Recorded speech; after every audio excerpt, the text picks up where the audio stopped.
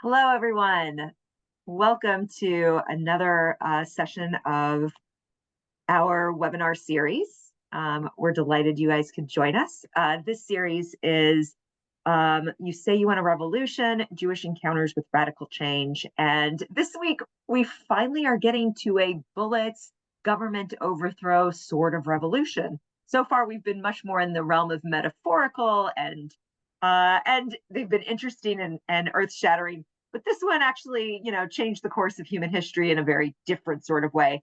And I'll introduce our speaker, David Fishman, later. But just to say that he's always a delight and he brings so much to the table in the realm of in the realm of Jewish history, but also Eastern European and Russian Jewish history. So I'm excited for him to be here.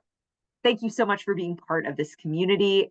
Thanks to the very many of you who sponsored and shared donations to support this learning. It's a huge help in making sure that we can bring JTS learning to you. If you're interested in sponsoring a session, we're going to share that information in the chat. It's a great opportunity to honor a loved one or to commemorate a special occasion. And let's just say that we couldn't do this learning without the people who have made donations. Today, our program is called Possibility and Peril, Jews and the Russian Revolution. Our speaker, as I said, is Dr. David Fishman. He's a professor of Jewish history at the Jewish Theological Seminary. He's the author of numerous books and articles, including The Book Smugglers, Partisans, Poets, and The Race to Save Jewish Treasures from the Nazis. He teaches courses in modern Jewish history, and along those lines, in one of his I wouldn't say side gigs, but one of his other JTS responsibilities is he serves as the director of Project Judaica, and it's JTS's program in Ukraine, which is based out of the Ukrainian Academy of Science. He directs its Jewish Archival Survey, which publishes guides to Jewish archival materials in Ukraine.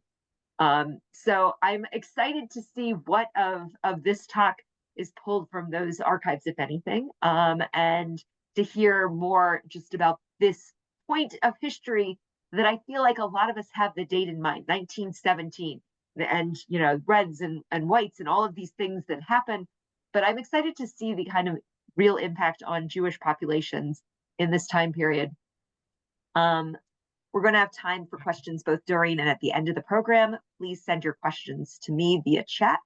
For technical questions, my colleague Tani Schwartz-Herman is available if you're having difficulty with sound, or if there's some other question about the technical aspects, please reach out to her. We will not be sharing the sources in the chat, but we will be screen sharing them. So keep an eye on your screen, they'll be up. And if you have any questions, please reach out to us. And without further ado, I'm going to turn it over to Dr. Fishman.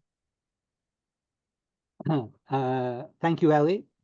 Good afternoon, everybody. It's a pleasure to be here with you and to be part of this series. As Ellie Gettinger said, yeah, I'm going to talk about a real live revolution that is a, to some extent, violent overthrow of the regime in Russia, 1917, and how it affected the Jews. I'm going to actually divide my talk into two parts: pre-1917 Jews and the Russian Revolutionary Movement, and then post-1917 and later, Jews in post-revolutionary Russia that becomes the Soviet Union. I'm only going to take the story to the 1920s, so 100 years ago. And again, in some ways, it's ancient history. In some ways, this is one of the greatest events. Oh, I'm sorry, let me get back to the beginning. This is one of the greatest events of the 20th century in world history, and also for Jewish history. I would put it as number 3, and I'd be happy to discuss that. In other words, after the Holocaust and the establishment of the State of Israel, I would have to say the third greatest event, as an event, not a process, in 20th century Jewish history is the Russian Revolution. And we could discuss that, but its implications are still with us in many ways. Okay, here we go. the Russian Empire, a vast country ruled by the czars. Um, but besides being a very large country, ruled by a czar, not having, it is the last country in Europe that established a parliament. It had no constitutional regime, really. It really was the last absolute monarchy in Europe and Eurasia, you might say. Uh, this country, the Russian Empire, had in 1897 5.5 million Jews. In other words, in 1897, it had the largest, which is a year of a census, it had the largest Jewish population in the world. Down to World War I, down to 1914, we're talking about the largest Jewish population in the world. But one must say, I'm giving you as background, all this is pre-1917, that it's also was at that time the most anti-Semitic country in the world. The largest Jewish community, the most anti-Semitic regime. I want to quickly go over to understand why Jews are attracted to the Russian Revolution, to the idea of revolution. You have to understand something about their rather difficult, maybe even desperate condition in Russia. These 5.5 million Jews were overwhelmingly, 97%, concentrated in this territory known as the Pale of Settlement. It was very hard for Jews to live outside the Pale of Settlement. Only very small groups of Jews could live in Moscow or in St. Petersburg. This Pale or realm of Jewish settlement, it's not a small area from the Baltic Sea in the north to the Black Sea in the south, includes today's Poland, Ukraine, Lithuania, but still it meant Jews could not live most Jews could not live in inner Russia. This is just the most dramatic discriminatory measure against Jews in the Russian Empire. There were quotas on Jews attending universities, strict government enforced quotas. No more than 3% of students could be Jewish at any university. Of course, there are waves of pogroms, anti-Jewish violence.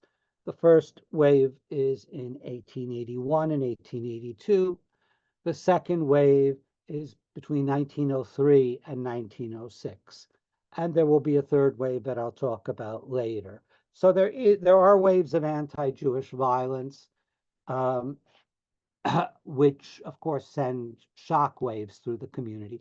There are anti-Semitic organizations, patriotic, as they were called, organizations, the most famous being the Black Hundreds, or the Union of the Russian People, and which support the Tsar and support Russia being a Russian Orthodox country for Christians only. And there are anti-Semitic political parties, such as this one. I love it. Running on a campaign slogan in 1905, we will not give equality to the Jews. Vote for us, we will not give equality to the Jews. So there is definitely an atmosphere supported by the regime of anti-Semitism. And very famous event. I'm just giving you an overview again to get to why Jews are so drawn to revolution.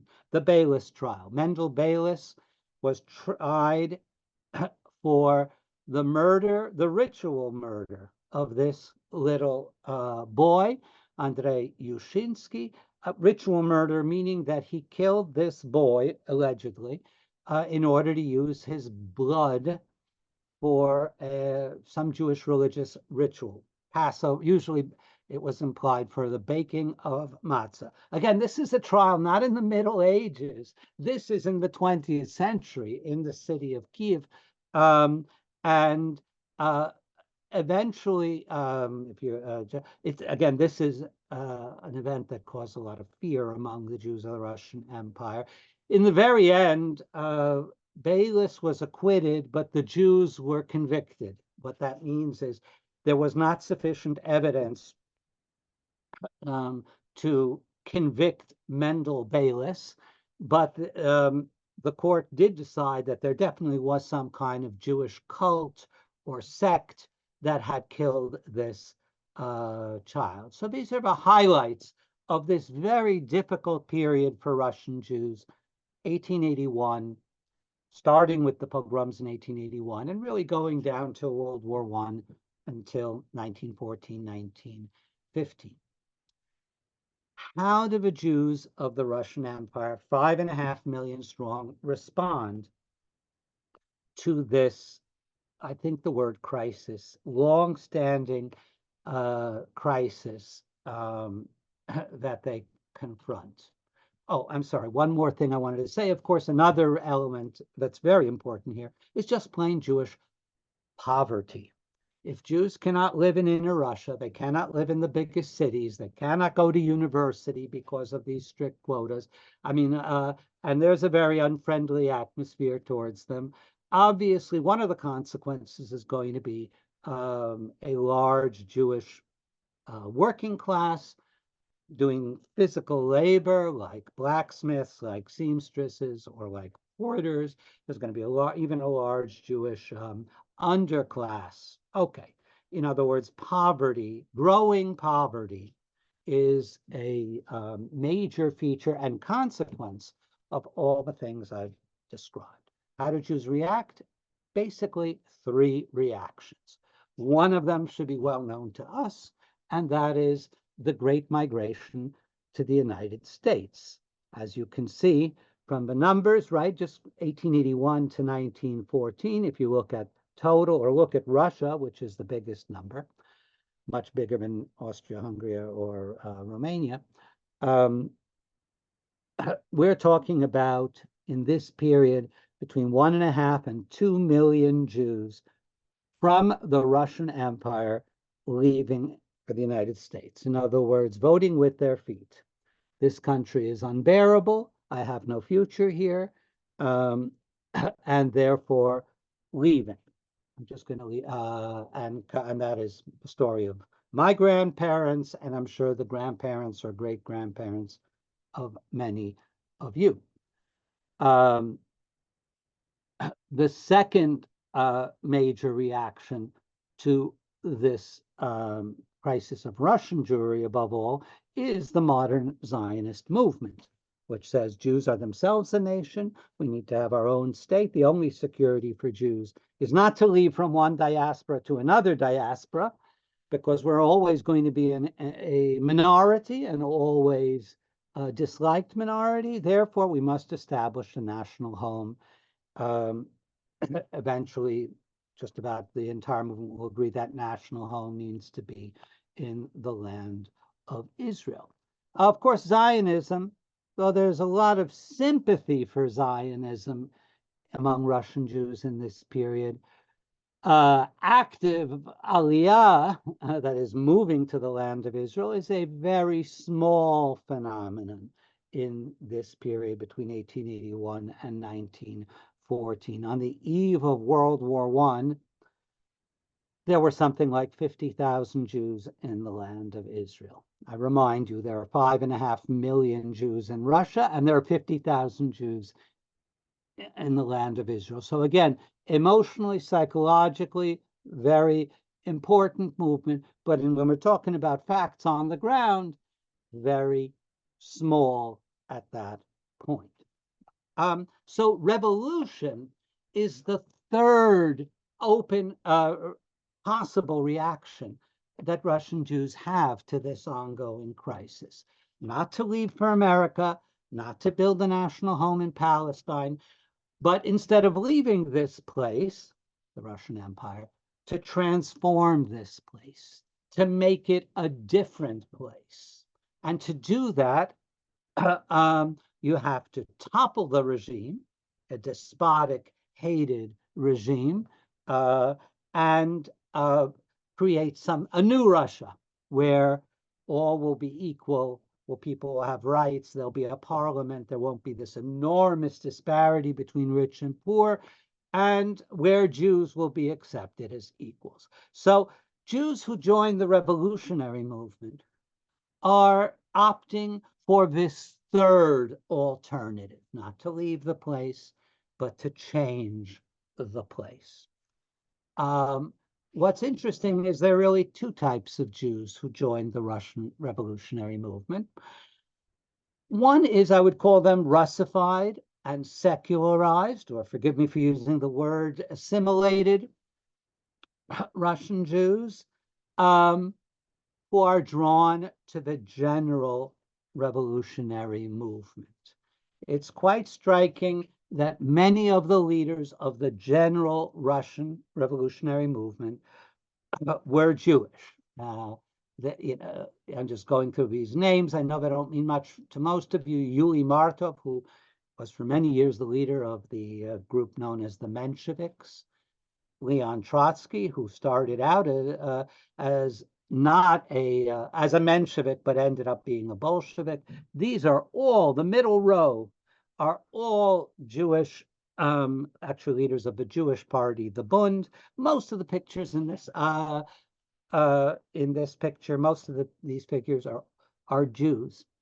Let me explain a little bit. First of all, they want a society based on equality of rights, elimination of poverty through redistribution of wealth, democracy, or at least some kind of parliamentarianism. What I want to stress is the radical movement, the revolutionary movement, was the one segment of Russian society that accepted Jews into its midst. In other words, the top figures in the revolutionary movement were not Jewish, that is Vladimir Lenin, Georgy Plekhanov. The top leaders are Russians, but because their slogan is workers of all land unite, and they championed this cause of proletarian internationalism, the workers of all people should unite against the capitalists who are their exploiters. The workers of all peoples, it included Jews. In other words, the movement was happy to, and probably was the only part of all of Russian society that was willing and open and happy to admit people of Jewish background into its midst. But as I said, the Jews that joined and became pretty high ranking in this movement were quite assimilated. They didn't really consider, for them, their Jewish background was a biographical coincidence, let's say, something foisted upon them by the Russian Empire, but not something that they wanted to have. They didn't. So Leon Trotsky, who we'll see will be very important in this movement, his real name was Bronstein, but Trotsky grew up rather Russified. He didn't even know Yiddish, which was the language that Russian Jews spoke. He had no exposure to Judaism. And when he once got arrested and had to fill out a questionnaire, what is your ethnicity? He wrote down social democrat, socialist. In other words, I'm not going to write down Jew because Jew is an insignificant category for me. Jew is something, again, the Russians forced me to be. But if you ask me my true identity is Russian social democrat. And the others in this picture, again, Martov, would fall into the same category. Okay, I will explain more, but let me just say that I think I should say it already now, that Trotsky never openly condemned the pogroms in Russia against Jews, because that would have only drawn attention to his Jewish background. And he didn't want to draw attention to his background. He wanted to be a Russian revolutionary leader. Lenin, the top leader of the Russian revolutionary movement, condemned the pogroms in many times and in very harsh terms. He could do that because he wasn't Jewish. But Trotsky, who was Jewish, did not want to draw attention to this particularly Jewish issue. So to get back, this is the first category we're talking about. Assimilated or Russified, utterly de-Judaized people of Jewish background who joined the revolutionary movement. If you want, they want the revolution to come so that Jews can escape their Jewishness, as they are aspiring to do, to escape their Jewishness, right? And as we will see, Lenin is the top leader. Stalin was a young man. He will succeed Lenin as the leader of the Soviet Union in the second half of the 1920s. But it's very important to understand, if they were talking about three leaders, it really is Trotsky is one of the top three. Again, Leon Bronstein is his real name. Trotsky was the leader of the Red Army when the revolution takes place, and there will be a Russian civil war between the Reds and the Whites, between the supporters of the new Bolshevik regime, communist regime, and the opponents of the communist regime, supporters of the old regime. Trotsky will be the leader of the Red Army. In other words, if the Reds won, if the revolution was quote unquote victorious, it is thanks to this man, Leon Trotsky. And even though he changed his name, everybody knew that he was Bronstein and that he was Jewish. So if you were a communist, you were proud. Look, the head of our military who won the Civil War is a Jew, because we're creating an egalitarian Russia. If you were an anti-communist, you vilified him and say, look, the Jews have brought about this catastrophe on Russia. But now I'm going to the second category of Jewish revolutionary, and that is the Jewish revolutionary movement and party, which was known as the Bund, the Jewish Workers' Bund. The full name was the General Jewish Workers' Bund of Russia, Poland, and Lithuania, but I'm not going to go. Bund means alliance. Again, this is a revolutionary organization, meaning in Russia it's underground, it's secretive. It was founded at a secret meeting in Vilna, Lithuania in 1897, the same year that the Zionist movement was founded in Basel. And it is organizing Jewish workers, and in general, I would say the Jewish poor, for a future revolution in Russia, right? Underground literature, fascinating. And of course, it has to be in Yiddish. The Jewish workers and the Jewish poor, their language is Yiddish. They're not literate, most of them, in Russian. So you have to produce revolutionary literature in the Jews' spoken language. This is a fascinating pamphlet here, a Haggadah, according to the new right, Al Pi Nusach Hadash. In other words, this is a Haggadah, a revolutionary Haggadah, which basically takes the theme of liberation and uses it to call for revolution. In other words, the Tsar is Pharaoh. We are slaves. We must rise up against our oppressor, and the exodus is not a geographic exodus. The exodus is when we topple Pharaoh and create a new country. So you're seeing even the use of some religious images to spread revolutionary ideas. And there was a revolution in Russia in 1905, not very famous because it eventually failed. But this is a Bundist demonstration in 1905. Such demonstrations are very dangerous because if the police come, if the army come, if Cossacks come, people are whipped, people are beaten, people are arrested. So it took a lot of courage to demonstrate against this oppressive regime. One of the things the Bund did was organize Jewish self-defense against pogroms. Again, there was a wave of pogroms between 1903 and 1906, and the Bund organizes Jews to fight back. In fact, there are many cities and towns where there were not pogroms, thanks to the fact that the Bund had a well-organized self-defense unit. I'm saying the Bund didn't do this alone. There were other groups that did this, but it was at the forefront of the movement for Jewish self-defense. Now, you might ask, what makes the Bund Jewish?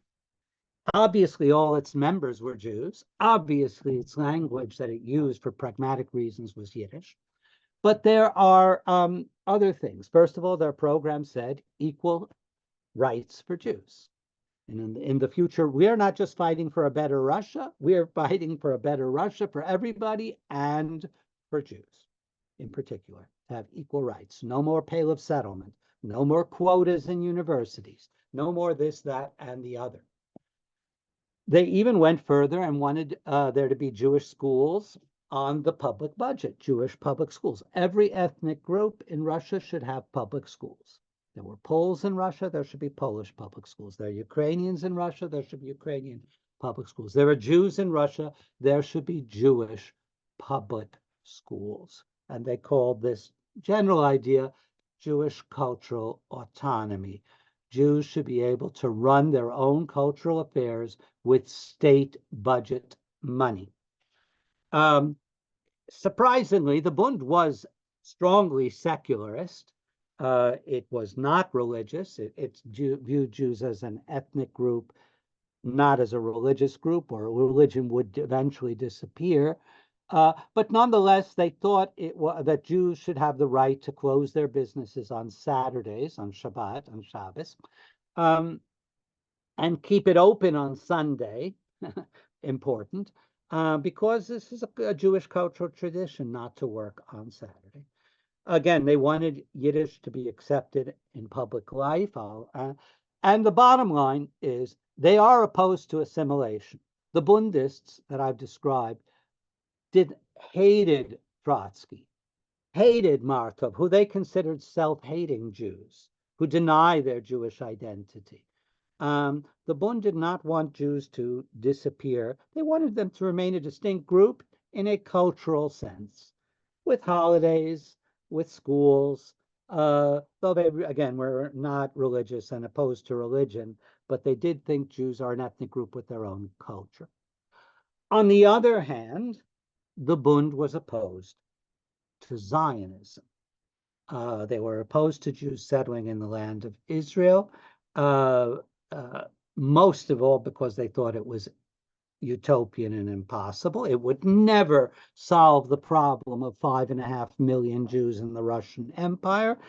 So they championed the idea Jews should stay here, where Jews should stay here and fight here. This is actually a poster from 1917 when there were already elections. Wherever we live, that is our country, right? A democratic republic, full political and national rights for Jews. Okay, I'm going to stop here and let me get out and take, if there are, happy to respond to questions. I know I was rushing. I apologize for that. No, I think that, in terms of a lot of these terms are familiar, and I'm sure many of us have heard of the Bund. I think that this question, so they are kind of outside the lines of what a Russian Revolution looks like. They're not there. They're looking for votes and to maintain an autonomy, but not for necessarily becoming a communist country within. That their end goals are very different than, say, what Lenin is looking for. Okay, a great way to put the question. Let me just make it clear. The Russian Revolutionary Movement is a kind of coalition of many groups. They don't quite all agree. They don't agree on everything. They mainly agree on the current regime is barbaric and must be toppled. So there are many groups. There are that have all kinds of ideological differences in them, and the Bund is one of them. But the Bund does work within the framework of the Russian Revolutionary Movement, even though it has strong disagreements with Lenin. Toppling the regime is more important than anything else. Correct. And so and again, they have to work together. Nobody was under the illusion that the Jews alone could topple the Tsar. It's Jews will contribute their part to this movement of toppling the Tsar, together with Russians, together with Ukrainians, together with all kinds of people. So yeah, it's all about priorities. First thing, topple the Tsar. But they don't envision the kind of country that Lenin envisioned. That's right. This one is an interesting question. It's not a question I can exactly, I've never heard this term before, but someone asks, can the professor talk about the Bundist idea of Deutheit Right. or here-ness right. and how it affected the way Jews thought about their roles vis-a-vis the revolution? Well, but I just didn't use the word, but I just described it, and now you've given the word. Ah, Deutheit means here-ness. Do is here, Deutheit means as an abstract noun, and that is, again, the sense of the Bund that we are rooted in this country. We're not strangers, we're not foreigners, we're not leaving. Now, let me just make it clear. The Bund and Zionists are rival movements in this period. Sometimes the Bund looks more popular, sometimes Zionism looks more popular. I don't want that to was actually a question in terms of yeah. numerically, which is more popular. It's hard to say, first of all, because it was a not a democratic country with democratic elections or anything like that. So censuses weren't being taken to say, here are your and also Zionism was not persecuted the way the Bund was persecuted. Revolutionaries were hounded. It's a totally underground movement, right? In other words, everything it does is in secret. So let me just say, if you want, I think at its peak, the Bund had 40,000 members. That doesn't sound like a lot. But again, remember, keep in mind what the risks and the difficulties of being a Bundist. At its peak, Zionism in Russia had 60,000 members. So it definitely had more. But by the way, paying your dues to the Zionist organization was not, did not risk your life. So it had easier working conditions. But both movements have large peripheries of people who sympathize with them, but are not card-carrying members. And there are people who will shift their opinions depending on the circumstances. So in this case, I might be a Zionist, but if this were the case, I might adhere to the Bundist beliefs. Absolutely. So, for instance, well, I don't want to go into the weeds too much, but during the revolution of 1905, I mentioned there was a revolution in 1905, and it looked for a little while like the revolution would win. Jewish public opinion gravitates to the Bund. Oh my God, we may have a revolution here. That sounds great. And what is Zionism accomplishing? Nothing, just a lot of talk. But once that revolution collapses, 1906, 1907, people despair of revolution. And gradually the idea of, we got to get the hell out of here, that idea gains more popularity. So it's very hard to nail down, but they are the two major political forces in the Jewish community. And then there are a lot of non-political people just saying, I'm going to America. Mm-hmm. I think we should continue. Let's get to this 1917 moment and what changes. Okay, thank you. Thank you. Okay, where am I going? I think I'm going here. I think, hold on if I can get this to work. Okay, this is just the, in 1917, in the middle of World War I, the revolution actually takes place. Actually, there were two revolutions, but the first revolution in February of 1917 was led by this man, Alexander Kerensky, who was a socialist, but definitely not a communist, definitely not a supporter of Lenin. He is actually an opponent of Lenin. And this was the temporary government, the provisional government of 1917, was a coalition of all kinds of Russian parties, not only socialists, also including liberals, people who wanted a capitalist economy and a kind of a Western kind of political order. So it's a coalition of socialists and liberals who ruled Russia when the revolution, the Tsar was toppled, and you'll eventually be executed, the Tsar, they'll rule for 6 months between February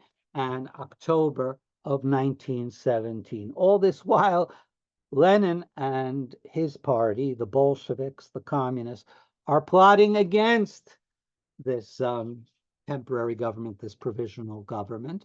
But one very important thing happened during the rule of the provisional government, those 6 months, which are sort of a honeymoon in Russian Jewish history, a good time, and that is Jews were issued equal rights. The temporary government issued a decree abolishing all discriminatory measures against Jews, abolishing the Pale of Settlement, abolishing the quotas on Jews in universities, etc., etc. As it happens, that decree granting equal rights to Jews happened in April 1917, just before Passover. And there are many legends about how Jews literally celebrated the Seder as if they were leaving from slavery to freedom. And even a Haggadah, which changed a famous passage of the Haggadah into the past tense, right? B'chol dor v'dor omdim aleinu lechalotenu. In every generation, they rise up against us to annihilate us, is a line from the Haggadah. But in this Haggadah from 1917, they add a word to move it to the past tense. B'chol dor v'dor hayu omdim aleinu. In every generation, they used to stand up against us to annihilate us.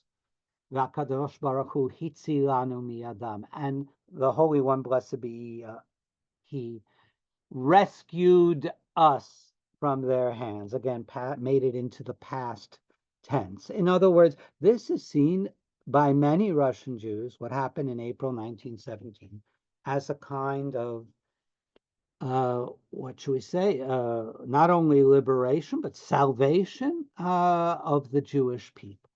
The biggest Jewish community in the world has now become equal citizens of Russia. But then in October of 1917, the October Revolution, Vladimir Lenin led demonstrations that led to a coup d'etat, a forcible seizure of power from the temporary government.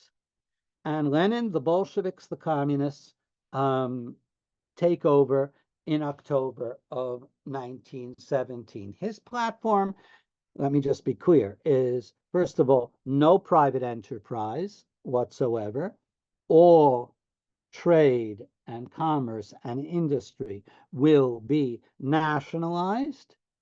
In other words, the workers' government and the workers will control the means of production, is the jargon, the lingo of that time. And that means the state, which represents the workers, will take control. The banks will be nationalized. A lot of private property will be confiscated. All the private farms and estates will be seized. It's a very radical economic program. And it has other features I'll mention as well. Maybe I should mention it already, that Lenin's approach was the workers' political party should rule, and that means one party rule.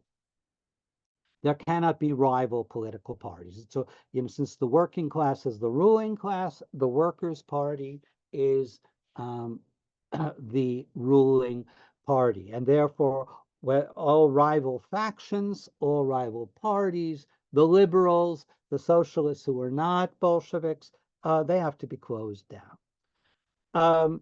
So what emerges after that is a Russian civil war. The people that support the Bolsheviks against the people who oppose the Bolsheviks. This war lasts from 1918 to 1921. And this is just to show you, at one point, now the two largest forces that opposed the Bolsheviks were the whites. The whites become pretty quickly the champions of bringing back the Tsar, bringing back the Tsarist system. Let's topple the communists and bring back the czar. And as you can imagine, the whites are infused with anti-Semitism. The whites, many of them had belonged to the anti-Semitic organizations, the Black Hunters. Bringing back the old regime bringing back all the discrimination against Jews. And the whites perpetrate in this civil war many pogroms and kill many thousands of Jews. The other force that is fighting the Reds are the Ukrainian nationalists of that time. Semyon Petlura, the head of the Ukrainian People's Republic. And the Ukrainians are also convinced at this time, the Ukrainian nationalist leaders, I should say, that the Jews are all communists and the communists are all Jews. Look at Leon Trotsky, the head of the Red Army. Clearly, this is a movement led by Jews. And therefore, the Ukrainian nationalists also perpetrate between 1918 and 1921, especially in 1919, many pogroms. There are all kinds of pogroms in this period perpetrated by different parties, though, as you can see, the largest number of pogroms are by different types of simply non-political groups, simply bandits and warlords. But the whites and the Ukrainian nationalists perpetrate a large number of pogroms, whereas the Bolsheviks, the communists, did not perpetrate pogroms, or very few. They did it early on, and Lenin punished them. Lenin issued a decree, no pogroms. Anti-Semitism is outlawed. And where historians believe that in these pogroms, somewhere between 50,000 and 100,000 Jews were killed. Those are very large numbers and incomparable to the earlier waves of pogroms I talked about. 50,000 Jews, this is the greatest Jewish catastrophe prior to the Holocaust, only sort of overshadowed and largely forgotten because of the Holocaust.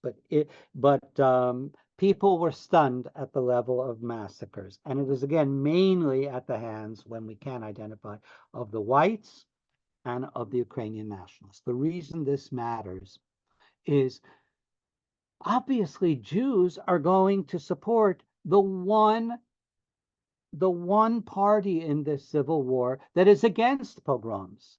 And that is, I don't have the time to show you this speech by Lenin. Lenin gives a very dramatic speech saying, we are against anti-Semitism. Anti-Semitism is this medieval remnant. We do not blame the Jews. We are fighting a class struggle, a class war against capitalists, against exploiters. We are not fighting a war against Jews. Most Jews are poor. Most Jews are workers.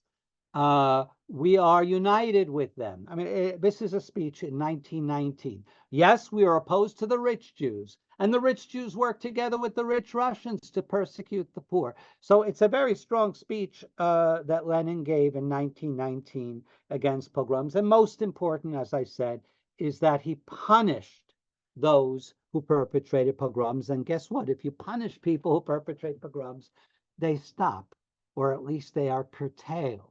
The whites and the Ukrainian nationalists never punished anyone for perpetrating pogroms, even if rhetorically they said, oh, we're against pogroms. The Ukrainian nationalists said that, but they didn't do anything about it. And you can see this becomes part of Lenin's legacy. This is a poster from the 1920s. Later, the Soviet Union in the 1920s is very strongly against anti-Semitism. And the Soviet Union, again, the Soviet Union, let me make this clear because people misunderstand, Soviet Union became an anti-Semitic state after World War II. I do not believe there was any state anti-Semitism per se. There were terrible things, and I'll mention some of them, but it was not an anti-Semitic state in the 1920s and 1930s. Targeting Jews under various names like Zionist. In the 1920s, the Soviet Union combats anti-Semitism. Okay, I'll get back to that in a minute. Combats anti-Semitism and, again, keeps abolished the Pale of Settlement, the quotas on Jews in universities. In fact, if somebody tried, the people who ran the Bayless trial, the judge, the witnesses, they're all arrested by the Soviets. Anyone who tried to blame Jews with the blood libel of ritual murder would be arrested in the Soviet Union in the 1920s. Treatment of Jews became a kind of symbolic issue to show we have changed. This is a different Russia. We are not an anti-Semitic state like Russia was under the Tsars. Okay, so far so good. But as I said, Lenin has other principles that are very bad for Jews. One of them is a single party state. Lenin and the Soviets, this new country, the Soviet Union, as it will be called, closed down all Jewish political parties, just as they closed down all other Russian political parties. The liberals, the constitutional Democrats, as they are known, are closed down. The rival Socialist Party, the Socialist Revolutionaries, are closed down. The Mensheviks are closed down, meaning their leaders either emigrate or are arrested. And similarly, the Bund is closed down. And similarly, the Zionist movement is closed down. Literally, their offices are raided, their property is confiscated. Their leaders, again, either have the opportunity to leave or are going to get arrested. This is a single party state. There is no freedom of Jewish expression, just as there is no general freedom of expression. But as I'm saying, and I hope you're getting this, it's not discriminatory. It is brutal, it is inhumane, it is undemocratic, but it is not directed particularly against Jews, because the same is happening to everybody. Russian parties, Ukrainian parties. There will be one party and it will rule, and it is the Communist Party.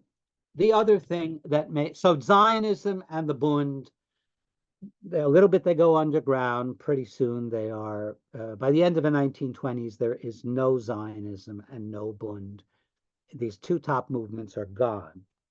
The other thing is the Soviets are virulently anti-religious. They believe religion is the opium of the masses, that it is a drug that takes people away from reality. And religion teaches that if you're poor or if you're suffering, you pray to God. And communism says that will never work. If you're poor and if you're suffering, you have to fight for your rights and you have to take action. So religion actually is harmful as a force in people taking action, taking responsibility and control of their lives. As part of that, well, there is an anti-religious campaign, and it includes a campaign against Judaism. In other words, hundreds of synagogues are closed down. There's anti-religious literature like this book, Down with the Rabbis, from 1903. Even this is a handbook for anti-religious propaganda in Yiddish to spread anti-religious ideas among Jews. Hundreds of synagogues are seized and closed. This is the Choral Synagogue in the city of Minsk in Belarusia, the large synagogue, which was transformed into a cultural center, first into actually a Jewish theater, the Yiddish theater, and then just into a movie theater. And today, this building still stands in Minsk. It's the Russian theater. In other words, and this happens in hundreds of synagogues, and there is a campaign against, very fiercest, actually of all things, the fiercest, against religious education. In other words, the Cheder, the Jewish religious school, is declared illegal. All religious schooling is declared illegal, Christian, Jewish. And this is a picture of an underground Cheder in Kremenchug in Ukraine in 1928. This is the former Lubavitcher Rebbe, Joseph Isaac Schneerson, rabbi who led the underground network of religious schools in the Soviet Union with secret funding and secret emissaries. But Schneerson was arrested in 1927. He's forced to leave the Soviet Union in that year in 1927. He'll move to Latvia, he'll move to Poland, he'll eventually move to the United States. But so there is an attempt at, but the blow against the Jewish religion is very, very harsh, especially against Jewish religious education. I do want to stress this is not particularly directed against Judaism at this stage. The Russian Orthodox Church, literally thousands of priests were arrested. Russian Orthodox priests were arrested and sent to camps. The major cathedral in Moscow, the Cathedral of Christ the Savior, was dynamited in public in the early 1930s. No synagogue was dynamited. In other words, this is a overall but Judaism is not immune, and it is treated very harshly, just like all religions. In other words, I guess the thing to say is, and this goes back to what Ellie was saying, the Bund lost. The Bund was fighting for certain principles, but the Bund itself was liquidated by the communists, by the Bolsheviks, by Lenin.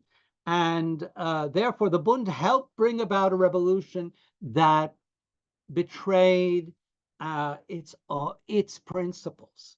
So in that sense, it's a tragedy. And many of the Bundists, sooner or later, were arrested. Let me finish a few more things. In other words, what I would say, well, I will mention briefly, the one type of Jewish self-expression that was allowed and even encouraged was secular Yiddish culture, right? And Yiddish was a kind of state language in the Soviet Union for a while. You can see here, this is the train station in Minsk. It has the name of the city in 4 languages, including in Yiddish. This is a birth certificate, Soviet birth certificate, bilingual, Russian and Yiddish. There were many Yiddish schools, secular Soviet Yiddish schools throughout the Soviet Union, where the only Jewish subject was Yiddish language and literature, but still all the kids were Jewish in these schools. About half of the Jewish children in the Soviet Union in the 1920s went to these schools. But by the late 1930s, they are also sort of closed down. A lot of Yiddish books published in the 1920s, and yet more than in any other country in the world. Of course, there's censorship. Of course, there's restrictions on content. But the Jewish language is recognized, and you get Shalom Aleichem published in Kiev, and stories and poetry. But in general, I would say, last thing is the State Yiddish Theater in Moscow. In general, I would say most Jews take advantage of the new regime in order to assimilate, something they really couldn't do before 1917 with ease. And you start to get Jews, moving to Russian, contributing to Russian culture, like the Boris Pasternak, originally born Jewish, Ilya Ehrenburg, another famous writer. You get Jews contributing to Russian music. David Oistrakh, the famous Soviet violinist. Matvey Blanter is a composer of some of the most popular Russian songs in history. In other words, Jews are, well, you have to say 2 things. Jews are assimilating both voluntarily and by force. Well, it's simply such a situation. If you would be a Zionist, you'd be arrested. If you were a religious activist, you'd be arrested. But if you went to university and, Russified, you could go the sky was the limit. You could be anything. You could be a minister in the Soviet Union. You could be a professor in the Soviet Union. So when you have that kind of situation where assimilation is rewarded and maintaining these forms of Judaism, Zionism, religion are very harshly punished, yes, people choose the former over the latter. To sum this up, I would say the Soviet Union in the 1920s is good for Jews, but bad for Judaism. In other words, Jews as individuals, if they're willing to assimilate, are actually doing very well in the Soviet Union in the 1920s. The revolution abolished all those terrible things. There are no pogroms in the Soviet Union in the 1920s. And Jews are very grateful for that. And they'll never forget that it was the whites and the Ukrainian nationalists that perpetrated pogroms, but the communists have not perpetrated pogroms. But if you wanted to be a Zionist, if you wanted to be a religiously committed Jew, you were going to have a lot of trouble in your life. So the results of the Russian Revolution for Jews were, even at this point in the 1920s, very mixed, very ambiguous, certainly not what the Bund had hoped for when they were fighting in the underground under the Tsar. Okay, I'm going to stop here, take some questions. Well, thank you so much. I feel like for many of us there, or for me, I've studied the Russian Revolution and it's still like, there's so many layers. It's certainly an onion to be explored. One questioner had a question about the role of women, and particularly Jewish women, in the revolution. The pictures, the government in transition is all men. The Jews involved in the movement were men. How are women involved in the movement? Let me just say, in general, Jewish socialist movements like the Bund or like socialist Zionists are the first movements in which women achieve leadership positions, not in some kind of women's auxiliary or something, but Jewish socialist movements are committed to women's equal rights. And the revolutionary movement was committed to women's equal rights. That's part of their, so Jewish women, I couldn't go into all the names, but there are some very prominent Jewish women in the Bund, and then later in the Jewish section of the Communist Party. But I would only say, the most famous being this woman named Esther Frumkin, who built the Soviet Yiddish school system, big Yiddishist. So women, but the honest truth, as the questioner realized, is, this principle is observed in the breach. In other words, it's more a principle, but not really realized in life. Esther Frumkin's the exception of the one woman who reached a top echelon position. In general, yes, it's still male dominated. Despite and then also another questioner, in thinking about all of this promotion of Yiddish cultural content, is Bijan fits into that universe as a specific milieu of, this is a Jewish cultural enclave where we preserve these pieces. Yes, I didn't talk about Bijan, the Jewish autonomous region, because settlement in Bijan started at the very end of the 1920s, 1929. It is declared the Jewish autonomous region of the Soviet Union, a Jewish territory in the Soviet Union in 1934. So it's sort of beyond the pale of our right. talk So today. that's why I didn't go into it. But in many ways, it's an offshoot of and it's a failed enterprise. In other words, is it by some means a failed enterprise, because by that time, because the Yiddish at that point is not the same, doesn't have the same prominence for these Jews who are being pushed towards assimilation? Well, the short answer is Bijan, this designated Jewish territory, is on the border with Korea.